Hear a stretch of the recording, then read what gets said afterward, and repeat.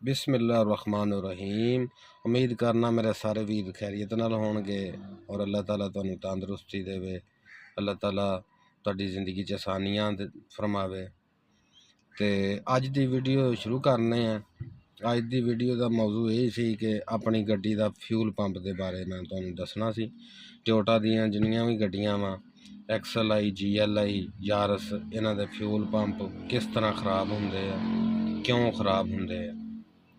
ਤੇ ਵੀਰੇ ਵਾਹ ਇਸ਼ੂ ਆ ਰਿਹਾ ਵਾ ਹਰ ਤਕਰੀਬਨ ਯਾਰਸ ਜਿਹੜੀ ਆ ਹੁਣ ਲੋਕਾਂ ਕੋਲ ਹੈ 21-22 ਮਾਡਲ, ਉਹਨਾਂ ਨੂੰ ਇਹ ਮਸਲਾ ਆਉਂਦਾ ਵਾ। ਮਸਲੇ ਦਾ ਮਕਸਦ ਇਹ ਵੇ ਕਿ ਇਹ ਗੱਡੀਆਂ 'ਚ ਕੋਈ ਫਾਲਟ ਨਹੀਂ, ਕੰਪਨੀ ਦਾ ਇਹਦੇ 'ਚ ਕੋਈ ਕਸੂਰ ਨਹੀਂ, ਠੀਕ ਹੈ। ਅਸੀਂ ਪਤਾ ਕੀ ਕਰਦੇ ਹਾਂ, ਜਿੰਨੀਆਂ ਵੀ ਪ੍ਰਾਈਵੇਟ ਤੋਂ ਹਟ ਕੇ ਗੱਡੀਆਂ ਦੀ ਗੱਲ ਕਰਨੇ ਆ, ਜਿਹੜੀਆਂ ਸਟੈਂਡ ਦੀਆਂ ਗੱਡੀਆਂ ਵਾ ਨਾ, ਜਿੰਨੇ ਮੇਰੇ ਯਾਰ ਦੋਸਤ ਗੱਡੀਆਂ ਚਲਾਉਂਦੇ ਨੇ ਸਟੈਂਡ 'ਤੇ, ਇਹ ਉਹਨਾਂ ਦੇ ਬਾਰੇ ਵਾ। ਜਦੋਂ ਕੰਪਨੀ ਗੱਡੀ ਦਿੰਦੀ ਹੈ ਨਾ ਤੇ ਉਹ ਸਾਰੀਆਂ ਚੀਜ਼ਾਂ ਸਾਨੂੰ ਸਮਝਾ ਕੇ ਭੇਜਦੀ ਉੱਥੋਂ, ਠੀਕ ਹੈ। ਜਿੱਥੋਂ ਵੀ ਅਸੀਂ ਗੱਡੀ ਜਾ ਕੇ ਟੋਯੋਟਾ ਏਜੰਸੀ ਤੋਂ ਲੈਣੀ, ਉਹ ਸਾਨੂੰ ਸਾਰੀ ਹਰ ਇੱਕ ਥੋੜ੍ਹੀ ਛੋਟੀ ਗੱਲ ਵੀ ਇਹਨਾਂ ਦੀ ਦੱਸਦੇ ਆ। ਤੇ ਲਿਹਾਜ਼ਾ ਉਦੋਂ ਵੀ ਸਾਨੂੰ ਇਹ ਗੱਲ ਦੱਸੀ ਹੁੰਦੀ ਹੈ ਕਿ ਯਾਰ ਇਹਦੀ ਜਿਹੜੀ ਬੱਤੀ ਹੈ ਨਾ ਫਿਊਲ ਵਾਲੀ, ਉਹ ਨਾ ਬਲਣ ਦਿਓ ਜੇ।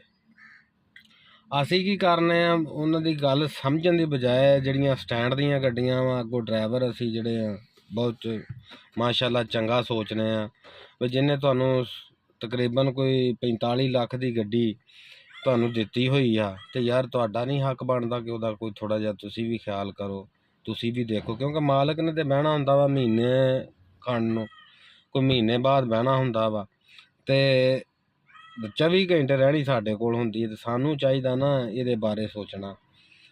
ਅਸੀਂ ਉਹ ਬੱਤੀ ਦਾ ਕੀ ਕਰਨੇ ਆ ਕਿ ਜਦੋਂ ਕਿਤੇ ਸਵਾਰੀ ਨਾਲ ਜਾਣਾ ਤੇ ਜਿੱਥੇ 1500 ਦਾ ਲੱਗਣਾ ਹੈ ਨਾ, ਉੱਥੇ ਸਾਡੀ ਕੋਸ਼ਿਸ਼ ਇਹ ਹੁੰਦੀ ਵੀ ਅਸੀਂ 1400 ਦਾ ਪਵਾ ਲਈਏ, 100 ਅਸੀਂ ਰੱਖ ਹੀ ਜਾਈਏ।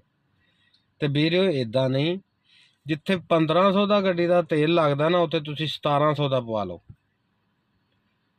ਤੁਸੀਂ ਕਿਹੜਾ ਪੱਲਿਓਂ ਪਵਾਉਣਾ ਵਾ ਭਾਈ, ਸਵਾਰੀ ਦੇ ਪੱਲਿਓਂ ਹੀ ਪਵਾਉਣਾ ਨਾ, ਬੁੱਕ ਦੇ ਹਿਸਾਬ 'ਚ ਹੀ ਸਾਰਾ ਸਿਸਟਮ ਆਉਣਾ ਨਾ। ਤੇ ਤੁਸੀਂ ਉਹ 1500 ਦੀ ਬਜਾਏ 1700 ਦਾ ਤੇਲ ਪਵਾ ਲਓ। ਮਕਸਦ ਗੱਲ ਕਰਨ ਦਾ ਸਾਰਾ ਨਿਚੋੜ ਕੱਢ ਕੇ ਗੱਡੀ ਦੀ ਬੱਤੀ ਨਹੀਂ ਬਲਣੀ ਚਾਹੀਦੀ। ਔਰ ਜਦੋਂ ਇਹਦੀ ਬੱਤੀ ਬਲ ਗਈ, ਇਹਦੇ ਪੰਪ ਨੂੰ ਮਾੜਾ ਜਿਹਾ ਵੀ ਰਗੜਾ ਲੱਗ ਗਿਆ ਤੇ ਇਹ ਪੰਪ ਜਿਹੜਾ ਨਾ ਕੰਮ ਨਹੀਂ ਦਿੰਦਾ ਕਿਸੇ ਸੂਰਤ ਵੀ। ਯਕੀਨ ਕਰ ਲਓ, ਇਹ ਅਜ਼ਮਾਈ ਹੋਈ ਗੱਲ ਆ।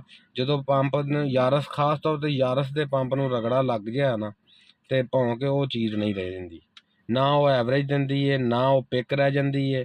ਇਹ ਬੜਾ ਜਿਹਾ ਮਾਮਲਾ ਉਸ ਪੰਪ ਦੇ ਨਾਲ ਖ਼ਰਾਬ ਹੁੰਦਾ ਵਾ। ਉਹ ਗਲਤੀਆਂ ਸਾਡੀਆਂ ਨੇ, ਇਹ ਐਵੇਂ ਅਸੀਂ ਕੰਪਨੀ ਦੀ ਗੱਲ ਕਰੀ ਰੱਖਦੇ ਹਾਂ, ਠੀਕ ਹੈ। ਇਹ ਗਲਤੀਆਂ ਸਾਡੀਆਂ ਆਪਣੀਆਂ ਨੇ ਤੇ ਇਹਦਾ ਅਹਤਿਆਤ ਕਰਿਆ ਕਰੋ। ਦੇਖੋ ਇੱਕ ਏਡੀ ਮਹਿੰਗੀ ਚੀਜ਼ ਹੈ, ਇਹ ਪੰਪ ਜੇ ਲੈਣ ਜਾਈਏ ਨਵਾਂ ਤੇ ਮੇਰੇ ਖਿਆਲ 50,000 ਦਾ ਹੈ ਯਾਰਸ ਦਾ, ਤੇ ਐਵੇਂ ਛੋਟੀ ਜਿਹੀ ਗਲਤੀ ਪਿੱਛੇ ਏਡਾ ਵੱਡਾ ਨੁਕਸਾਨ ਸਮਝ ਨਹੀਂ ਆਉਂਦਾ। ਤੇ ਇਹਨਾਂ ਚੀਜ਼ਾਂ ਦਾ ਖਾਸ ਤੌਰ 'ਤੇ ਖਿਆਲ ਰੱਖਿਆ ਕਰੋ ਮੇਰੇ ਵੀਰੋ। ਤੇ ਬਾਕੀ ਆਪਣਾ ਖਿਆਲ ਰੱਖਿਓ ਔਰ ਭਰਾ ਨੂੰ ਯਾਦ ਰੱਖਿਓ। ਅੱਲਾ ਹਾਫਿਜ਼।